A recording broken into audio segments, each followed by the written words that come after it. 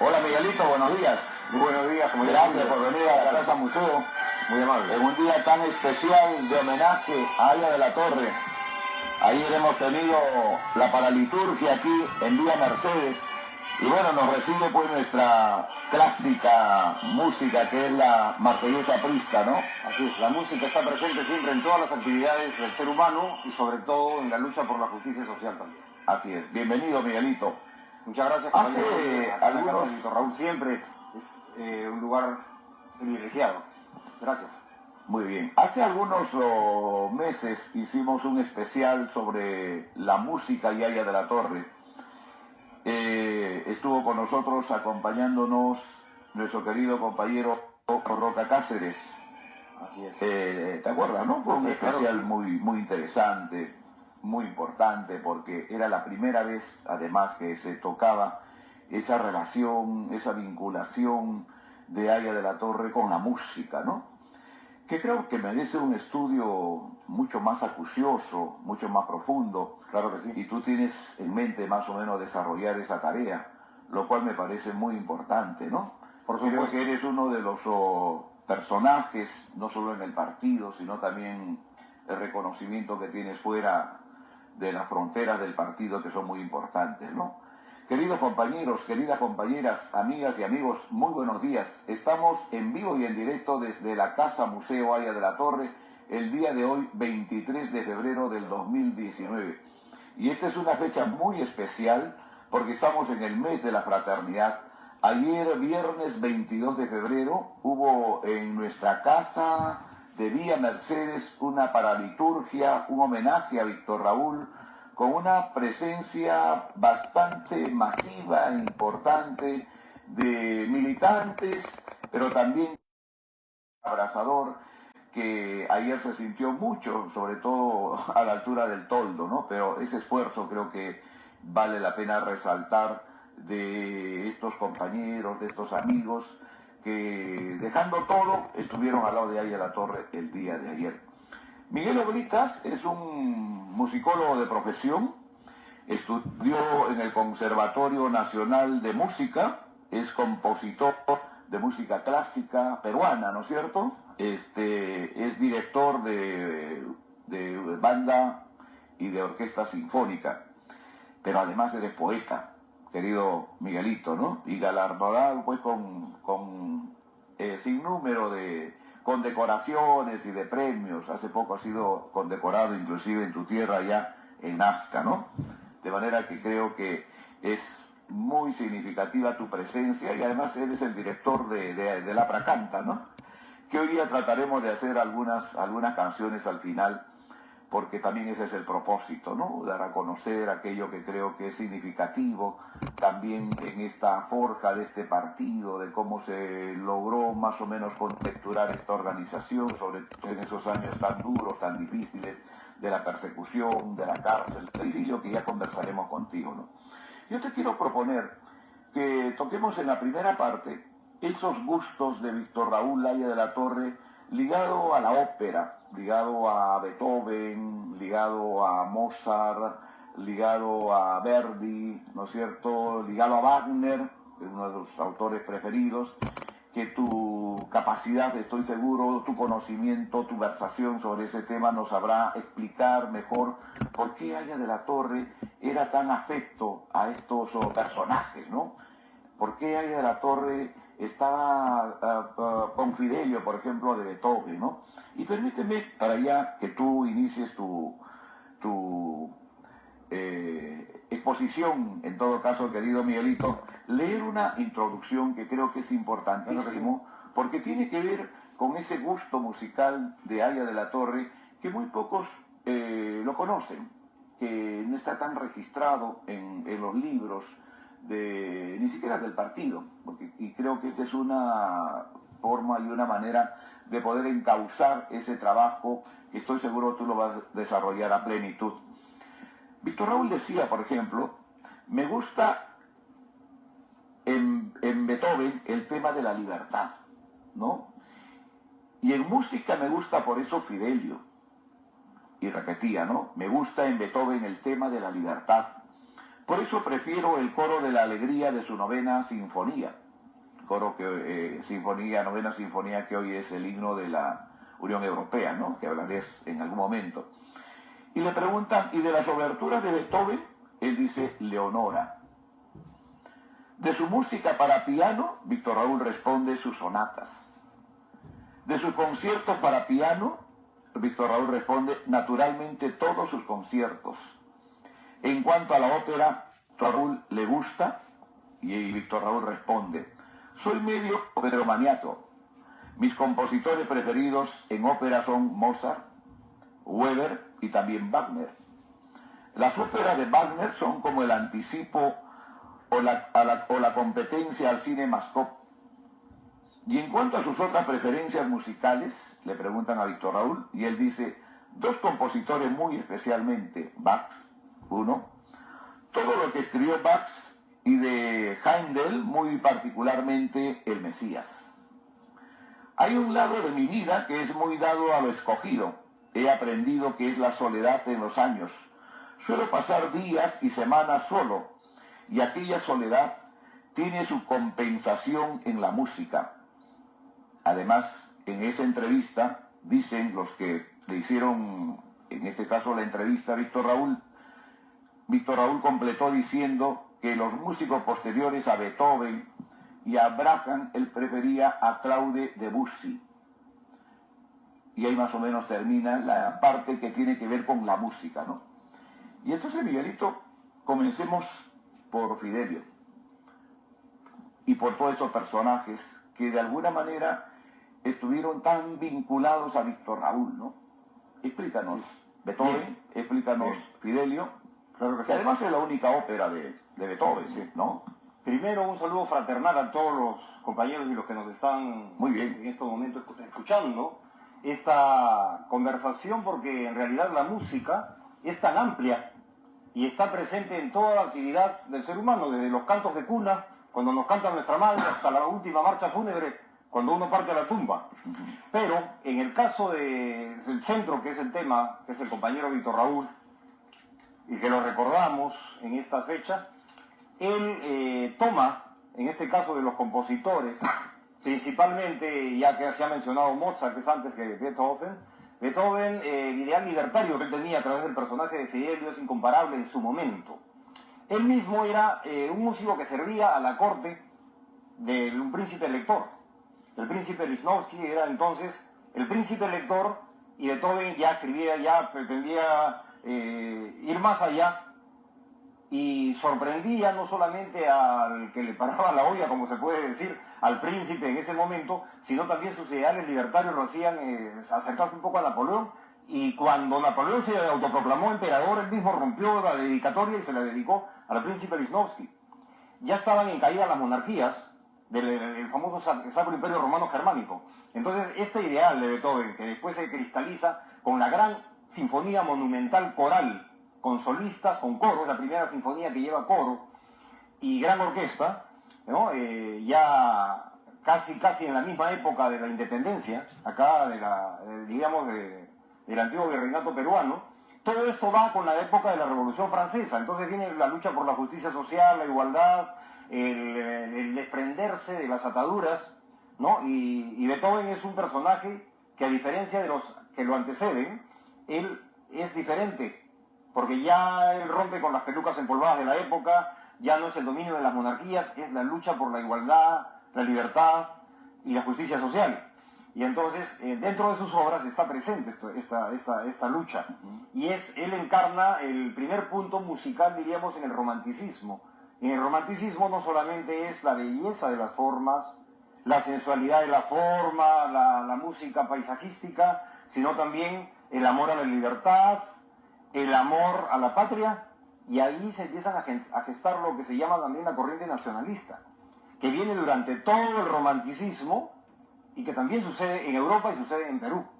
Y eso va después a llegar con las ideas, con los movimientos ideológicos, ¿no? Porque todo eso es previo a los movimientos ideológicos, todo eso es previo después a lo que tenemos como González Prada y a de la Torre.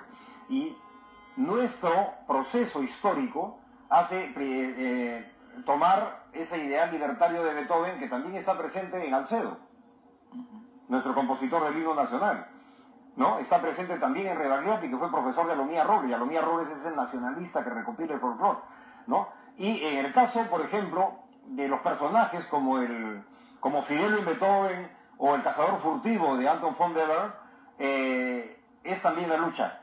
Es la lucha, es la superación, es la búsqueda de la libertad. Y cuando hablamos de Verdi y Wagner, es el exaltar el nacionalismo de su patria, exaltar y buscar la unión, y eso va junto, en el caso de Verdi, con la unificación italiana, porque eran estados dispersos, ¿no? Mencionaba más temprano que todo esto era antes el Sacro Imperio Romano Germánico.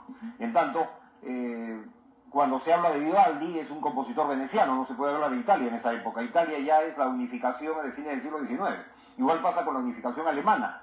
Y Wagner, por eso es que interesó a muchos personajes de Alemania, ¿no? Inclusive hasta dictadores, pero Wagner es que él exalta, ¿no? Claro, es que él exalta la mitología germana y lo grandioso de Wagner, lo grandioso de Beethoven, lo grandioso de Verdi, que además de una orquesta sinfónica, un gran coro en sus óperas, incluía también una gran banda, ¿no? Entonces esos himnos, esos cantos libertarios, esos cantos de unidad que están presentes en las obras de estos grandes compositores, porque ya no usan la orquesta wagneriana, que es de vientos a dos, entonces estamos hablando de 8 instrumentos de viento o 10 y una masa de 20 instrumentos de cuerda, sino ya es una orquesta a 3. Una orquesta a 3 o una orquesta a 4, estamos hablando de 3 o 4 flautas, oboes, clarinete, fagot, trompetas, trombones, tubas wagnerianas, ¿no? Ahí está, las valquirias, claro, ¿no? Las valquirias de Wagner, claro. Claro, ahí ya es una orquesta romántica, es una orquesta que debe tener más de 100 músicos, ¿no? Es más contundente. Y eso es, diríamos, lo grandioso en el caso de la música. Y a eso apuntaba Víctor Raúl. Y cuando él, por ejemplo, observa en algún momento Claude Debussy, el compositor francés, es porque ya Debussy es diferente. El impresionismo se inicia como una reacción al romanticismo, al nacionalismo. El impresionismo es una nueva tendencia, y el impresionismo no empieza con la literatura, como sí había empezado con la literatura, el Renacimiento, el Barroco, el Clasicismo, el Romanticismo, como tendencias de estilos. El impresionismo empieza con la pintura. El impresionismo tiene todavía las formas, pero ya están un poquito variadas. Uno ve de lejos, está un personaje, está el paisaje, pero uno se acerca y son manchas. En el caso de Debussy, ya son manchas sonoras, ya rompe con la tonalidad, y esa osadía de Claude Debussy es lo que le agradaba a Víctor Raúl.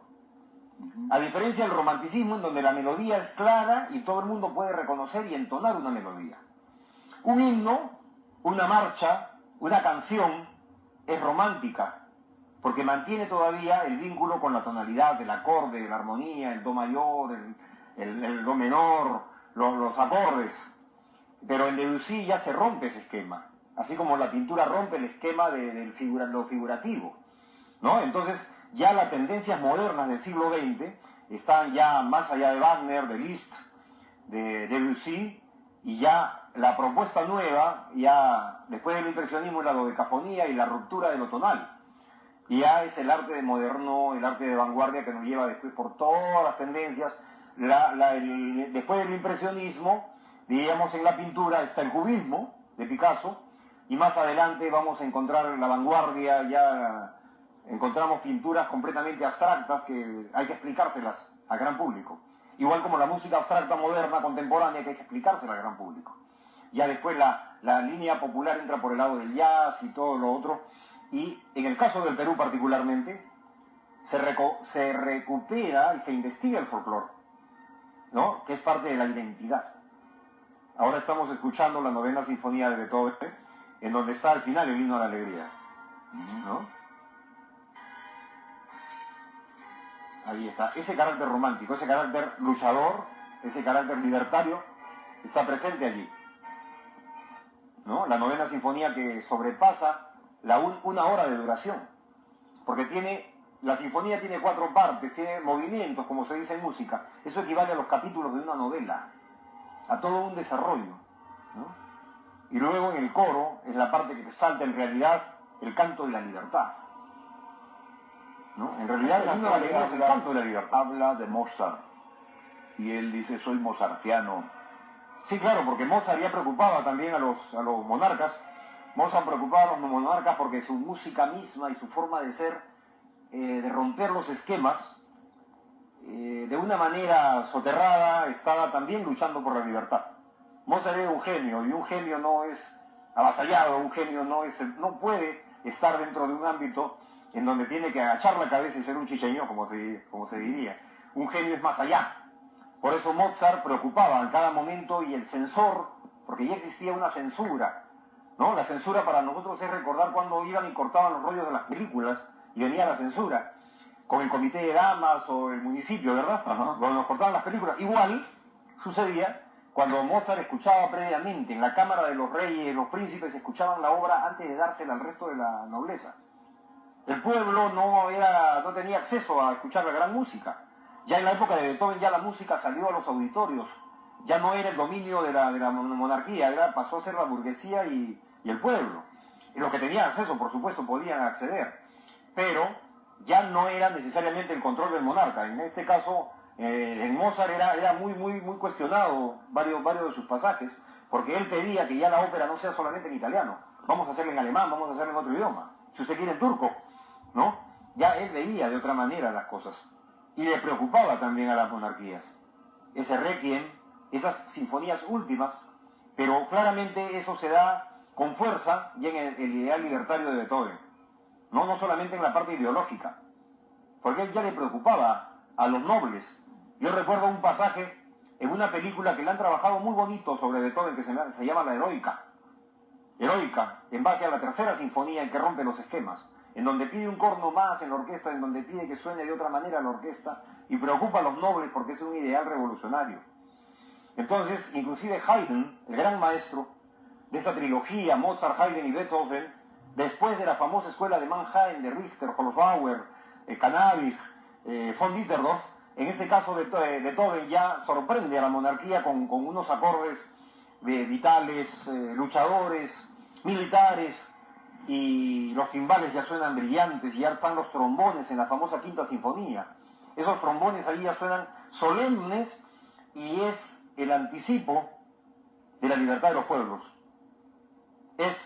Beethoven ahí resume todo el ideal de la lucha en la Revolución Francesa, que también afectó a Mozart, a Haydn, definitivamente, a von Weber, a todos estos compositores románticos, en donde ya se habla de esa libertad. Y esa novena sinfonía, que dentro de las sinfonías es la novena, ya es de formato grande. ¿Por qué los anteriores a Beethoven tienen 20, 60, 70, 80 sinfonías o 150 sinfonías como von Ditterdorf? Son sinfonías de formato de orquesta más pequeña, de una orquesta con una formalidad estructural, como se podía pensar también en la pintura y en la arquitectura, en la literatura, pero eso es el periodo del enciclopedismo francés. La información, el desarrollo musical con una técnica, pero sin los arranques temperamentales, sin los arranques emocionales de la música romántica que ya están en Beethoven.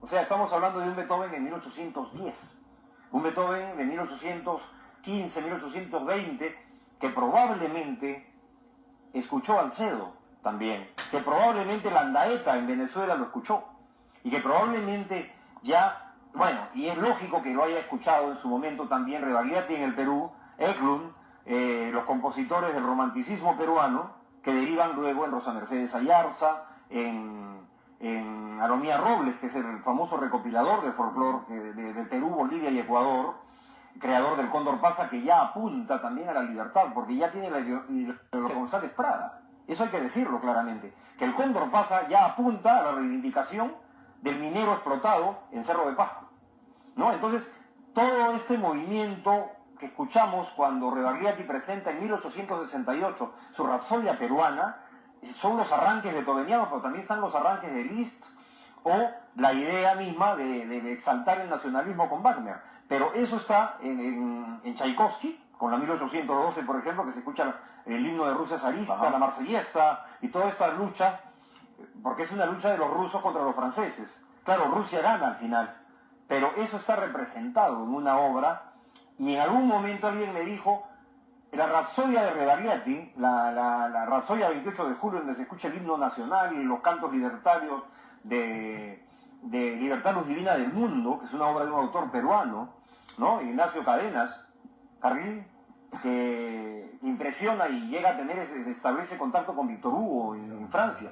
Pero es que sucede que esas obras que aparecen en Rebagliati, dentro de la Rapsodia peruana, porque es un soundtrack, diríamos, la música del siglo XIX resumida en una obra, porque está presente la marcha del ataque de Chumayo, que es una marcha representativa militar peruana. Está la marcha Trinidad Morán, que es una marcha fúnebre de entierro del héroe, que es la marcha del soldado peruano, típica para el entierro de un militar o de un civil. Pero también están presentes los cantos populares, está el Yaraví, está la Cachua, que es emparentada con el huayno. Se escuchan los aires populares del criollismo. Entonces es la nacionalidad presente en la obra de Rebagliati. Alguien dijo la 1812 peruana, y yo respondo, perdón, la 28 de julio de Rebagliati es antes que la 1812 de Tchaikovsky.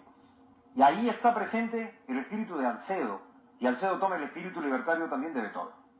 Alcedo es nuestro Beethoven. Esta influencia de Beethoven, de Wagner, de Mozart, de Verdi, hacia ahí a la torre, ¿tú crees que se vio reflejada, ¿no es cierto?, en esas grandes manifestaciones apristas, donde la música, pues, fluía, ¿no es cierto?, desde los altoparlantes antiguos de esa época, pero también en los últimos tiempos, con Aya de la Torre, ¿no es cierto?, durante el desfile de las delegaciones apristas que venían de los sectores, de los distritos, que llegaban de los departamentos, como se llamaban en ese tiempo, al compás de esta música tan marcial en algunos casos, ¿no es cierto?, esas marchas de estos personajes.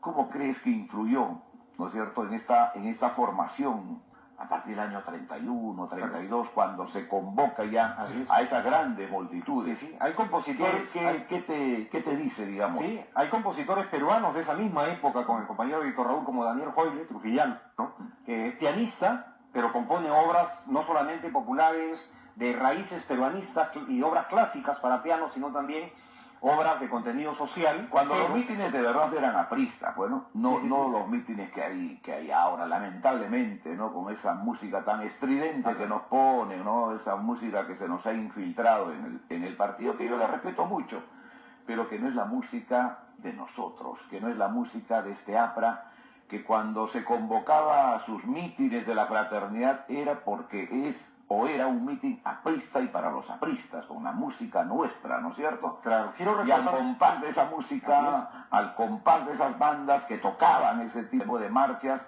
que pasaban pues nuestras delegaciones, era pues otra cosa. Me acuerdo del Campo de Marte del año 72, por ejemplo, cómo en los parlantes sonaba, ¿no?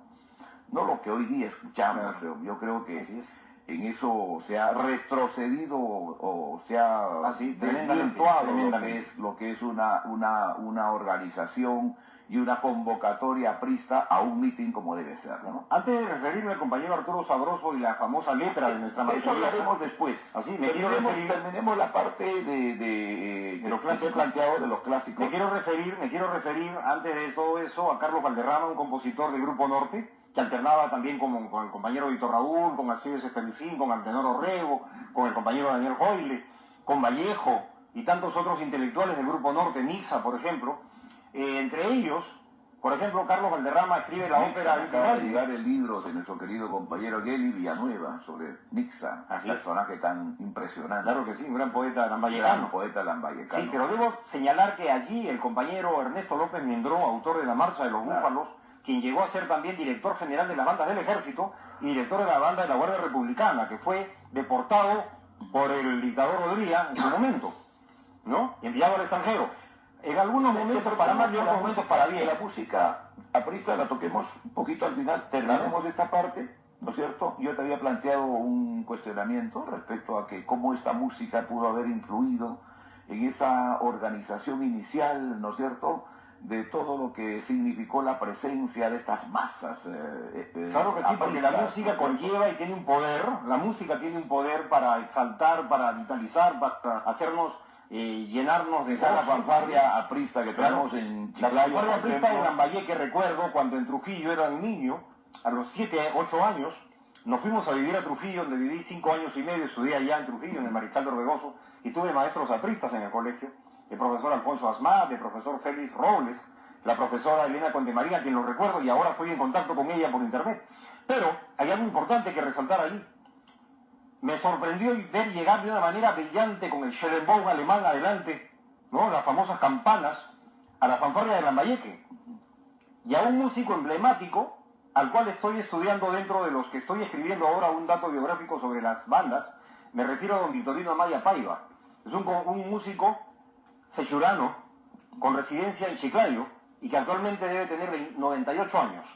Don Victorino Amaya, él condujo durante muchos años la fanfarria de Chiclayo, la fanfarria de Lambayeque, que organizó muy acertadamente el compañero Vaca Guinaga.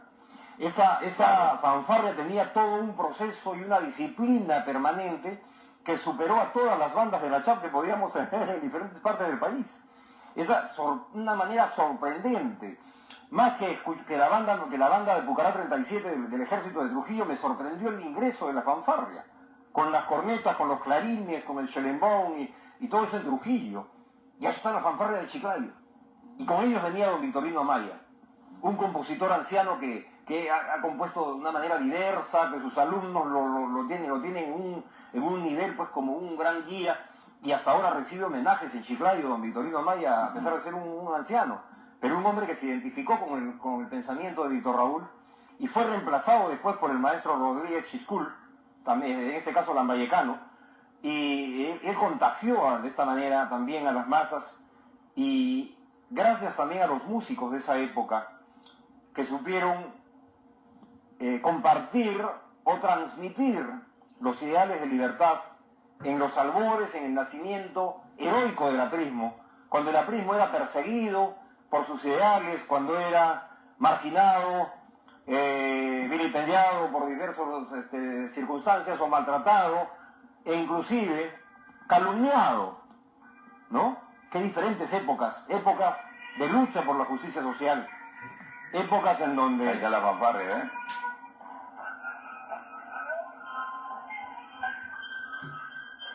Es la fanfarria de Chiclayo, ¿eh? Sí, con los pífanos, claro que sí.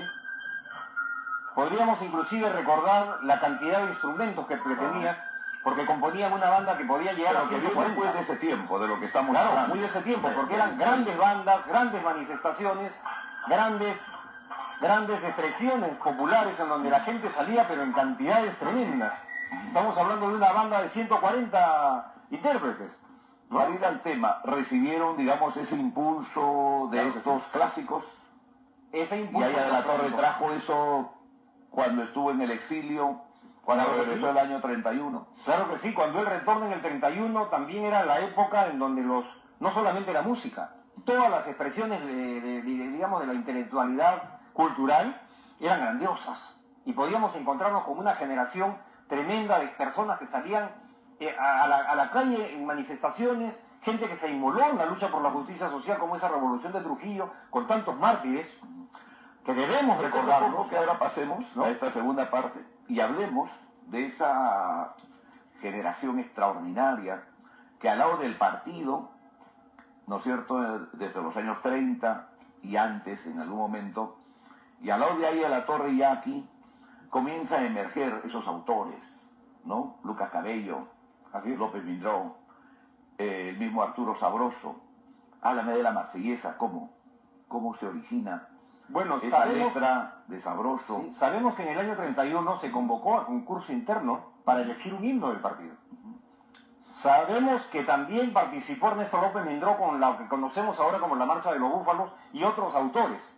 Pero se impuso la Marsellesa, aunque con música tomada y prestada de la Marsellesa francesa y de esos ideales libertarios de Roger de Lils, que era un músico marsellés, un músico aficionado, porque no era un músico pues de grandes dotes académicas, como quien la orquestó al final, el famoso Héctor Berlioz, ¿no? Pero ese era el himno de la rebeldía. Así es, el himno de la rebeldía, y claro, se dice que somos copiones, pero en realidad se tomó, porque en muchos lugares de Latinoamérica se canta la marsellesa como un ideal libertario, pero sí debo decir que López Mindró y otros compositores participaron con música propia, con marchas propias, ¿no? Entonces podemos decir que si bien Daniel Alomía Robles estuvo contagiado con las ideas de González Prada, no podemos afirmar, pero sí vemos que él está cerca al movimiento en la lucha por la justicia social, por sus óperas, por sus zarzuelas y sus representaciones. Carlos Valderrama tiene lo mismo con su ópera Inti Raymi, con La lágrima que no se ha llorado, ¿no? Y los cantos de él, además de su famosa La Pampa y la Puna, o Los peruanos pasan. También vamos a hablar de que López Mindró, el autor de la Marcha de los Búfalos, fue un hombre que proponía, y él pudo llegar a ser un gran, por ejemplo, ministro de Cultura, ¿no? Porque los ideales y lo que él planteaba para formar a la gente desde el colegio, a los jóvenes, para formar a los autores, para formar a los compositores, ya todo un plan de nacionalismo, un plan de ideal aprista que él propugnaba. Un hombre que fue postergado tal vez por sus colegas y en donde no pudo representar completamente su ópera Nueva Castilla o Cajamarca, pero sí la pudo grabar. Radio Filarmonía tiene la ópera completa grabada de este gran compositor que fallece en 1972, don Ernesto López Mindró, gran solista del piano que estudió con Lichtenstein en Alemania, que estudió con Scharwenka, que estudió con grandes compositores. Y es un gran ejemplo dentro de la música sinfónica peruana. Ernesto López Mindró es aprista, completamente, claro. Un hermano de él se inmoló en la lucha de la revolución en Huaraz. Estamos hablando del mayor Miguel López Mindró. Don Ernesto, don Rosendo Huirce, autor del himno de Puno, y su hijo, don Jorge Huirce Reyes, que se formó en Argentina, también participaron de esta lucha por la justicia social.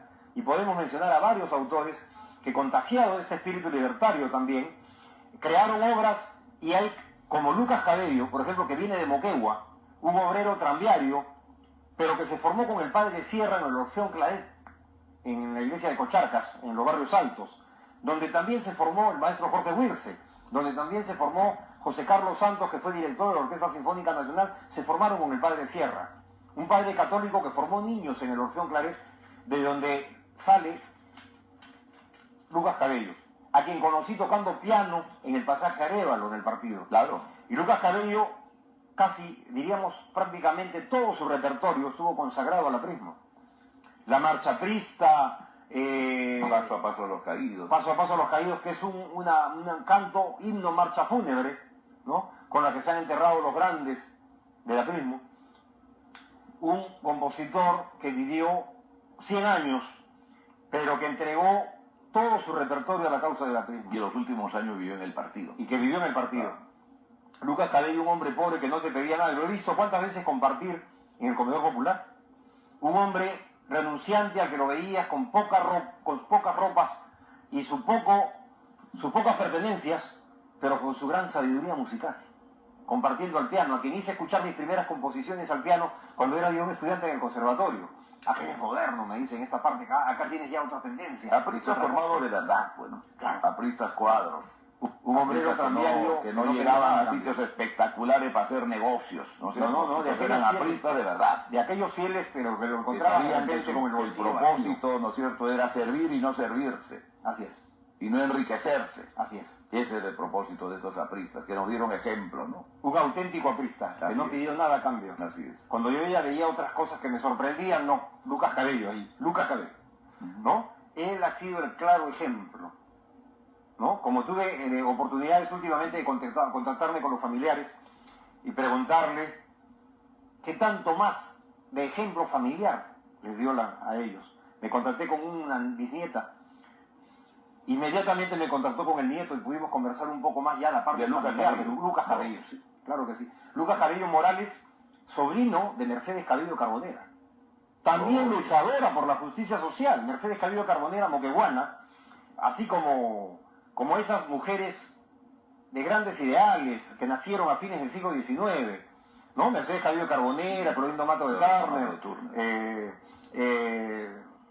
Teresa González de Fanning, educadoras, ¿no? Antonia Moreno de Cáceres, por ejemplo, ¿no? Mujeres que han luchado por la libertad y también por los ideales de la mujer, que ya lo hemos visto luego aparecer en el aprismo, ¿no? Mujeres luchadoras sociales también, ¿no? En su primer instante del aprismo también está presente Magda Portal. Entonces, esa lucha, por ejemplo, que él encarna, está presente el espíritu de su tía Mercedes Cabello de Carbonera, que fue marginada también por la sociedad moquegüena de la época y limeña de la época, que la hacen refugiarse después ahí en el manicomio, tratada de loca por la gente del ámbito social, porque ella también ha sido pues hacendada, ¿no? Por el ámbito social de su época, maltratada y acusada de loca por sus luchas sociales. También la encarnó Lucas Cabello, y es algo que debemos saberlo. Debemos compartirlo, que un compositor de música académica como Lucas Cabello está presente en las canteras del aprismo. Vamos a publicar una revista cuyo título lo estamos recuperando, que se llama Indoamérica. Hay una entrevista que se va a publicar que le hace Geli Villanueva, historiador chiclayano, gran compañero, ¿no?, a Lucas Cabello. Y creo que es una entrevista pues todavía inédita, ¿no? Y esta revista debe estar saliendo, espero, la primera semana de marzo, ¿no? Estamos trabajando en eso. Hoy día mismo, dentro de poco, llegará el diseñador gráfico para seguir trabajando y terminando la revista, que ya está prácticamente lista, ¿no? Permítame también tomarle ahí la palabra y recordarle que en algún momento usted me encargó hacer una relación de qué tantas canciones o temas apristas existían, de diferentes autores, principalmente liberteños, trujillanos, chiclayanos, ¿no?, lavallecanos, piuranos, que estaban bastante cerca a la cuna, al sólido norte, cajamarquinos también, que han compuesto a la corriente del partido.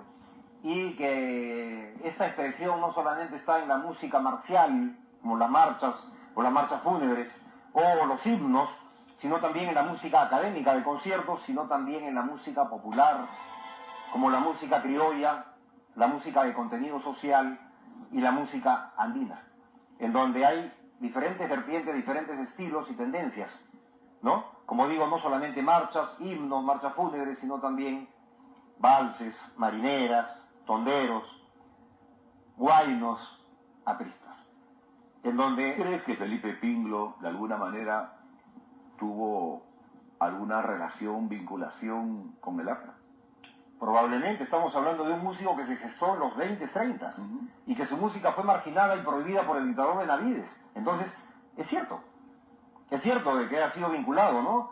Por ejemplo, en los últimos años, cuando se le hacen homenajes a Abanto Morales, hablan de Cholo Soy y de que él se enfrentó no se enfrentó, él no tuvo nadie que se lo pusiera. Velasco lo favoreció en esa época.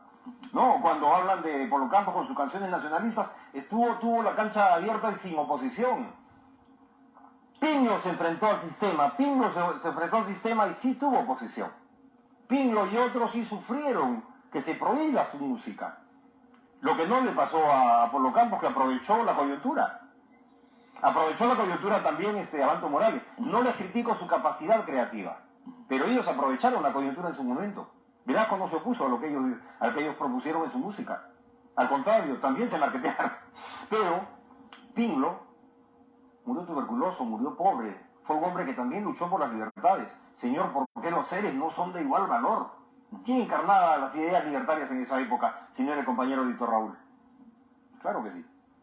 Muy bien. Querido Miguelito, quizá ya sea muy difícil que toquemos la música popular de los años 70, ¿no? Que aquí, pues en Vía Mercedes, especialmente en el comedor de ahí a la Torre, se cantaba todos los días domingos, ¿no? Con la presencia de los jóvenes, Claro. Con la compañía de guitarristas, Todo lo que ahora pasa en los 60, Alan 70 García, años. César Campos, Marquito, de los que yo me acuerdo, ¿no? Que tocaban la guitarra, Fernando Arias, y todos los que veníamos a cantar aquí, pues. Esas canciones populares de la época, como Libre, por ejemplo, que lo cantaba Nino Bravo, Sí, Nino Bravo, claro que sí. pero que además representaba pues una letra que de alguna manera graficaba la lucha de la juventud en Alemania Oriental de ese tiempo, ¿no? Y esta canción fue además hecha o escrita en homenaje al primer mártir que hubo el año 62-63. Además, Nino Bravo tenía muchas canciones con ese contenido, ¿no? Y me parece que extraño que haya muerto de una forma trágica. Fue un accidente de tránsito, ¿no? En una carretera, ¿no? O lo accidentaron, ¿no? Como se dice, bueno, ¿no? Y luego también el rebelde, me acuerdo mucho que cantaba... Yo soy rebelde. Yo soy rebelde, ¿no? Claro, una inglesa además, que cantaba en español. Sí, con unas letras, pues... Janet. Con unas letras que llevaban un mensaje, no es que era cualquier canción o con cualquier letra. Los caseteros iracundos también, ¿no? Claro, la lluvia caerá, ¿no? Claro. Bajo un mundo lleno de ilusiones, ¿no? ¿Qué más sigue? No, ya se me escaparon las letras con tanta emoción. No es cierto, o sea... ¿no? Sí, dice, acá está, bajo un mundo lleno de dinero y ambiciones, siempre debe haber ese algo que no muere, ¿no? Si al mirar la vida lo hacemos con optimismo, veremos que en ella hay tantos amores, ¿no? Era una letra, pues, que tenía mucho mensaje, y es eso lo que se cantaba aquí, en Villa Mercedes, ¿no? Víctor Raúl era, pues, bastante cuidadoso en eso, ¿no? Él no era tan afecto a esa música quejosa, ¿no? Inclusive a esos compañeros que venían así con esas cosas de chisme, de malos agüeros, los llamaba pues los quejumbres, ¿no? Que de todo se quejan y nada hacen, ¿no? Pero es curioso que el sistema nos vende precisamente esas músicas. Si no es la de bailar, la que se queja. Estoy señalando al hígado, ¿no? La de bailar, que dice textos banales, frívolos, o la que canta los amores frustrados, los imposibles, las cosas tristes, las que nos van a llevar a la depresión. Y una sociedad que canta depresiones, es una sociedad que no se quiere. Ella cantaba la vida, claro, al optimismo, a la libertad, a la unión. Claro, y estas canciones reflejaban todo esa es la eso, diferencia, ¿no? Esa es la diferencia. Él decía de esa música el ayayay, ¿no? El lloriqueo de estos, que todos se quejan, me dejó, me abandonó. Los amores frustrados, y entonces, digo. Y efectivamente eso es lo que vende el sistema y parecería que eso es lo que apaga un poco esa llama, ¿no? Ese por doquier San Martín inflamado del que habló también en su momento Torre Ugarte, ¿no? De lo inflamado de la libertad, de lo inflamado de la igualdad, de la lucha por la justicia social, que no está presente en los otros temas porque las letras ahí se quejan, pues, de lo cotidiano y de lo más simple, ¿no? Y yo digo que poco piden. Y decía, pues no es el ayayay de esa gente, ¿no? Que todo se queja, ¿no? Pero nada, como ocurre también en muchos casos y en su propio partido. Hay gente que critica, ¿no es cierto?, desde las redes, escriben, insultan, calumnian, difaman todos los días. Sí. Pero no construyen partido, Así es. no construyen APRA, no educan a la gente. Entonces, si el insulto, la diatriba, la calumnia, ¿no es cierto?, el ajo, es el nuevo mensaje, oye, entonces, ¿qué tipo de partido tenemos? Claro. Como vemos ahora, ya no hay ese partido que educa, que transmite, ¿no es cierto? Y además vemos que el problema del país y en toda Latinoamérica ya no están presentes las ideologías, ahora ya está el negocio, ya desaparecieron las ideologías y eso también les conviene. Pareciera que el que insulta más es el que tiene más seguidores, ¿no? Es al que más le pone me gusta y a mí me parece es una tontería. Eso es yo como estoy seguro, yo estoy seguro que hay gente, sobre todo que los que nos siguen a nosotros, que está en este mismo camino, en este mismo propósito, ¿no? De educar, de transmitir y de aprender, ¿no? Claro, principios, valores, ¿no? Exactamente, ¿no? Respeto. Y ojalá que lo de hoy día, ¿no es cierto?, tu sapiencia que lo has transmitido en este programa, mucha gente lo va a recoger y se pondrán a pensar, oye, Aya de la Torre y esa música que tanto le gustaba a él, ¿no? Beethoven, Mozart, Verdi, Wagner. A ver, voy a comenzar a escuchar y a leer. A propósito, ahí tienes como, ¿qué te digo? Pues 100 libros, tomos, ahí te estoy mostrando allá, 100 tomos más o menos sobre música, ¿no? Y ahí está, para que puedas realizar todo un trabajo de estudio, ¿no es cierto? Porque eso es solo lo que se refiere a la música y a la pintura, ¿no? Que Aya de la Torre leía y conservaba, ¿no? Eso es lo que se ha recuperado acá en la biblioteca y hemos tenido el cuidado en ponerlo en un sitio muy especial, ¿no? Lo que es música y lo que es pintura. La cultura que antes era reservada solamente, diríamos, pues a la parte de los religiosos o los reyes o las altas clases sociales, que no se compartía con los pueblos, ya ha llegado la cultura a las masas. Por eso es que también los medios malos buscan el desinformar. Y la forma como la mayoría de gente ahora que tiene acceso a las redes también vive desinformada. Y entonces al sistema no le conviene de que el pueblo viva informado, ilustrado, con toda la información que hay de la historia y el proceso de la cultura.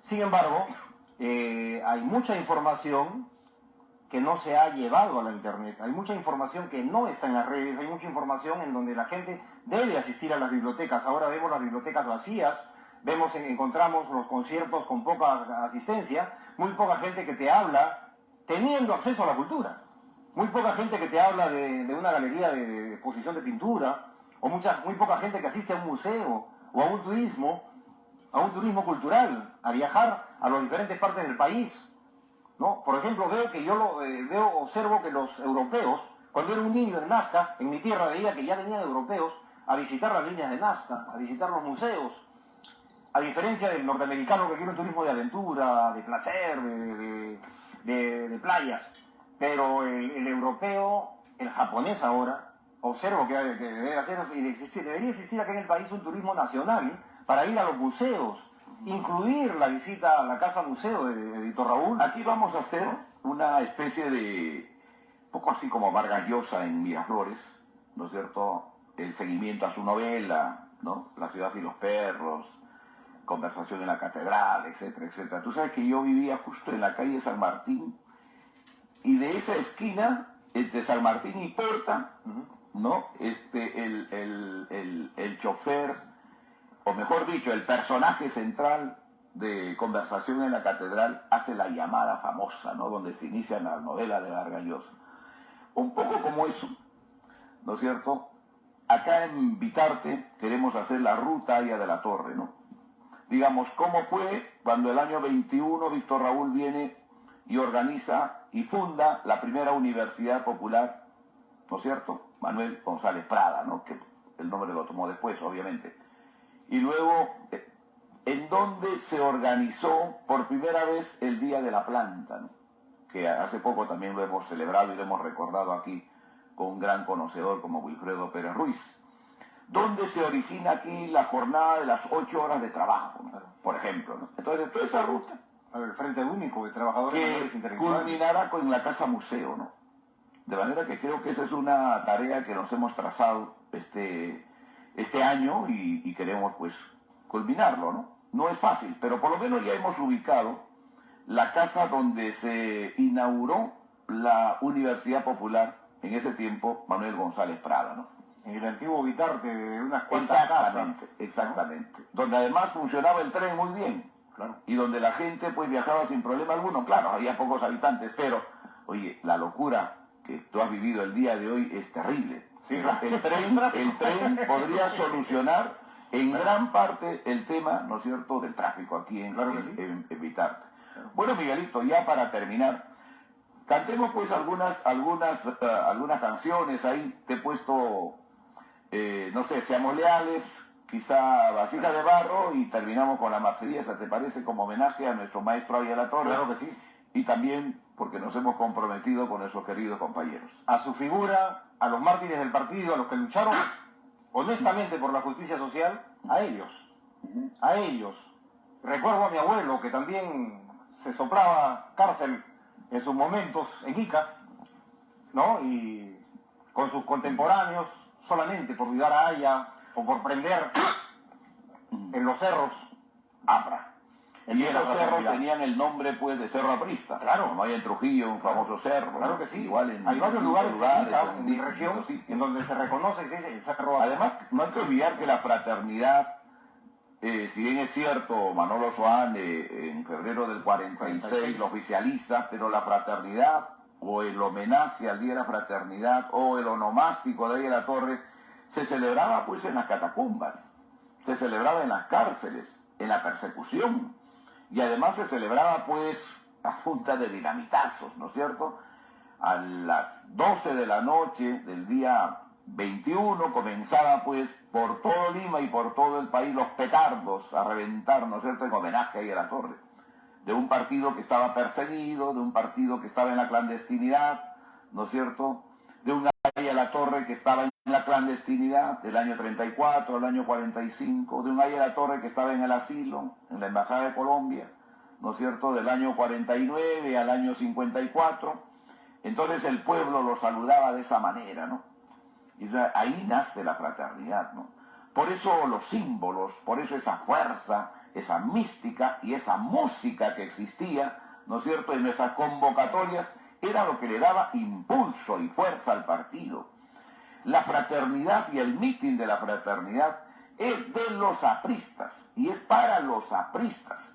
Si hay gente extraña que quiere ir a ver cómo es un mitin aprista de la fraternidad, muy bien, pero no se puede hacer lo que hacen hoy, infiltrar conceptos extraños a lo que siempre fue el Día de la Fraternidad. Yo creo que uno de los... Y entonces tú pones esa música estridente, por ejemplo, que creen que están haciendo gran cosa, porque dicen que eso... No, eso es una tontería. Yo creo que la última... Con mucho respeto que se la puede última tener por esa obra música musical aprista de gran relieve, creo que ha sido El Apres el Camino. Creo. Ah, no, por supuesto, De 1980. Claro. Canción marcha. Claro, esa es la letra de Alfonso Salcedo. Alfonso Salcedo, No. obvio, claro que sí. Que nosotros lo hemos cantado Claro. con el Apra Canta en Yo creo que distintos lugares del país. la última de toda esa gran etapa que se inicia, ¿no?, desde la fundación del APRA, creo que es la última de alto relieve y de mayor trascendencia en la historia del aprismo. El APRA es el camino. Sí. Pero bueno, te toca a ti. Estás en ese camino, en esa ruta. Y creo que puedes organizar, y acá está la Casa Museo. Tenemos un pequeño auditorio, un grupo, ¿no es cierto?, Hagamos de un taller de compañeros, que puedas hacer un taller de música. Un taller de música. Hay muchos jóvenes, hombres y mujeres muy inquietos, que creo que hay que convocarlos, llamarlos, organizarlos, prepararlos, capacitarlos, para que puedan, puede ser que por ahí encontremos pues un genio, quién sabe. No, de repente están esperando una oportunidad, ¿no es cierto? Un curso de composición. Pero por supuesto, ¿te parece? Claro que sí. Aún con las dificultades que se pueda tener para llegar, pero cuando estamos aquí el ambiente es distinto, ¿no? Acá se respira mucha paz, Sí. mucha tranquilidad, mucho Aya de la Torre, ¿no? Mucho Afra, ¿no? Están presentes sus libros, su energía que le ha dejado, su vibración. Está su constitución, ahí que el Congreso tuvo la gentileza de enviarnos, la que él firmó, ¿no es cierto?, un 12 de julio del año 79. Yo escucho ahora en los mítines a muchos rasgarse la vestidura por Aya de la Torre, clamar lealtad a Víctor Raúl, ¿no es cierto?, todo con Aya de la Torre, nada sin Aya de la Torre, el pensamiento de Aya de la Torre, pero en su momento no fueron capaces de reivindicar la constitución de Aya de la Torre. Exactamente. Cuando tuvimos la oportunidad de hacerlo, fuimos gobierno, del 2006 al 2011, hicimos buenas obras, nadie lo niega, pero no reivindicamos su constitución. Y a los que quisimos hacerlo, nos sacaron. Pero estoy seguro que este personaje, que este hombre, más temprano que tarde, seguirá conduciendo, ¿no es cierto?, a todas estas masas, y en algún momento esa constitución será finalmente reivindicada. De eso estoy total y absolutamente seguro. El APRA ha pasado de todo como... Y se ha vuelto a mí me fastidia renacer, escuchar a alguna gente, y claro, uno tiene que quedarse mudo a veces, cómo hablan de Aya de la Torre, pero cuando fueron ministros, cuando fueron congresistas, cuando fueron funcionarios, se olvidaron de Aya de la Torre, se olvidaron de su constitución, porque primó más, según ellos, las inversiones que venían, que era lo más importante para el país, porque si se instalaba otra vez esta constitución podía traer problemas, de repente las inversiones se iban. Y eso era una tontería, eso era una gran tontería, porque una constitución se adecúa a los tiempos, no es que la hace la misma, pues tiene que ir variando los textos, ¿no es cierto?, de acuerdo a los tiempos. Imagínate, la Constitución mexicana tiene desde 1917 en Querétaro, mira cuánto tiempo tiene. Claro, y más allá de los problemas que pueda tener México, es una economía pues que ahí sigue la Revolución Mexicana sólida y bollante, bolchevique, ¿no? pues La misma constitución es la misma constitución americana de los Estados Unidos, ¿no? Entonces, bueno, así es. mejor terminemos con lo nuestro, querido Miguelito. Muchas gracias por tu presencia, Miguel. Gracias, Wilber. Ojalá nos quede un poco de voz para estas canciones, pero Eso hagámoslo en homenaje a Víctor Raúl. Porque el de la voz es usted. Bueno, ayer hemos cantado. Yo no canto buen tiempo. Acompañado de todos los compañeros que estuvieron ahí. Fue una reunión muy emotiva, muy fraterna. Estuvo Jorge del Castillo, Luciana León, Judith de la Mata. Bueno, cuando uno comienza a mencionar y toda la cantidad de gente, ¿no? Pepe Lucho Delgado, Omar Quesada, ¿no? Gente que nos acompañó ayer, Marta Pizarro, Vicky Cambursano, Iris Alema, bueno, y generación de jóvenes, ¿no? Generación de jóvenes que han venido el día de ayer, Liliana Chevalier, Juan Manuel Cabrera, pues Tubía, se me olvida ya, pero mucha juventud.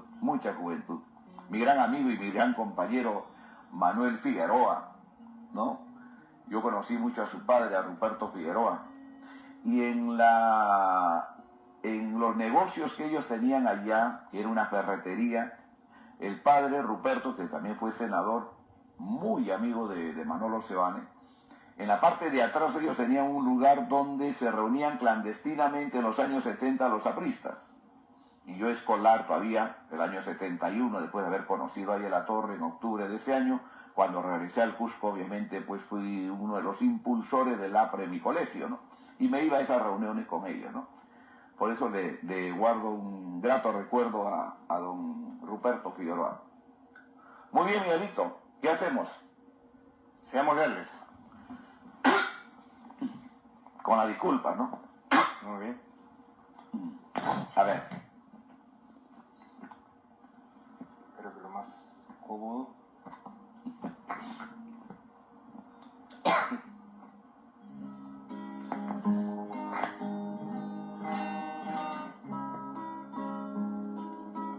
Seamos leales al aprismo, compañeros, el partido que ha de salvar al Perú. Seamos leales tercamente, compañeros, el ejemplo no los da Víctor Raúl. Ni la cárcel, ni el destierro, ni la muerte ha logrado quebrantar nuestro ideal. Porque somos de Indoamérica baluarte, el partido de su revolución. El APRA, legión de valientes que a este continente quiere unificar. Los pueblos de Allende el Caribe, de Allende los Andes, al fin seguirán. De Bolívar y allá de la Torre, el mismo camino de la libertad. De Bolívar y allá de la Torre, el mismo camino de la libertad. Seamos leales al aprismo, compañeros, culminemos la obra de Víctor Raúl. Unifiquemos pueblo a pueblo el continente, solo así se ha de salvar nuestro Perú. 90 años de combate denodado han templado del aprismo su valor. Ni tiranos, ni sirienes, ni traidores han logrado quebrantar nuestro ideal. El APRA, legión de valientes que a este continente quiere unificar. Los pueblos de Allende el Caribe, de Allende los Andes, al fin seguirán. De Bolívar y allá de la Torre, el mismo camino de la libertad. De Bolívar y allá de la Torre, el mismo camino de la libertad.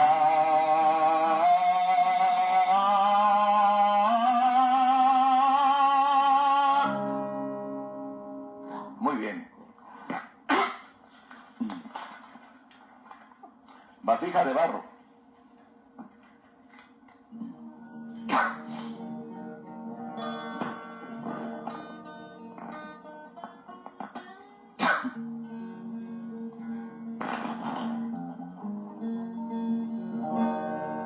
Yo quiero que a mí me entierren como a mis antepasados. Yo quiero que a mí me entierren como a mis antepasados, en el fondo oscuro y fresco de una vasija de barro, en el fondo oscuro y fresco de una vasija de barro. Yo quiero que a mí me entierren como a revolucionario. Yo quiero que a mí me entierren como a revolucionario, envuelto en bandera aprista y con mi fusil al lado. Envuelto en bandera aprista y con mi fusil al lado. Cuando los pueblos se alcen por pan, libertad y tierra, cuando los pueblos se alcen por pan, libertad y tierra, temblarán los oligarcas en costa, montaña y sierra. Temblarán los oligarcas en costa, montaña y sierra. Yo quiero que a mí me entierren como a Búfalo Barreto. Yo quiero que a mí me entierren como a Búfalo Barreto, que murió heroicamente por la gran revolución, que murió heroicamente por la gran revolución. Cuando los pueblos se alcen por pan, libertad y tierra, cuando los pueblos se alcen por pan, libertad y tierra, temblarán los poderosos en costa, montaña y sierra. Temblarán los poderosos en costa, montaña y sierra. Yo quiero que a mí me entierren como a revolucionario. Bien.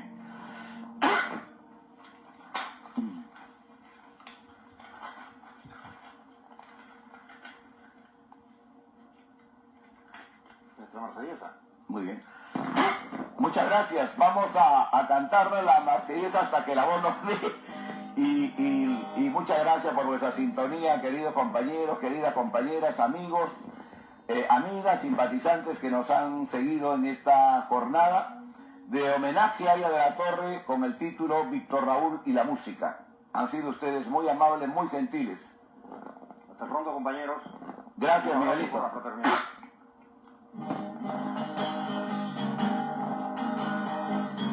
Contra el pasado vergonzante, nueva doctrina surge ya. Es ideal, realidad y gente que ha fundido en Crisol la verdad, que ha fundido en Crisol la verdad. Tatuaremos con sangre la historia, nuestra huella pujante y triunfal. Quedará los que luchen mañana, digno ejemplo de acción contra el mal. Debemos abrazar la nueva religión, la alianza popular conquistará la ansiada redención que vivirá para compañeros, viva la alianza popular. Militantes puros y sinceros, prometamos jamás desertar, prometamos jamás desertar. Reafirmemos la fe en el aprismo, que es deber sin descanso luchar. La amenaza del imperialismo que a los pueblos quiere conquistar. Apristas a luchar, unidos a vencer, pero oración hasta triunfar nuestra revolución. Apristas a luchar, unidos a vencer, revolución hasta triunfar nuestra revolución. ¡Viva Víctor Raúl! ¡Viva! Gracias, Miguelito. Gracias, compañero. Una canción que está en la película Historia del APRA, que graficó también el entierro de Aya La Torre. ¿Te acuerdas del Vampensiero? El Vampensiero. Muy bien. Gracias, Miguelito. Ya te digo que hay como 100 tomos sobre música y pintura.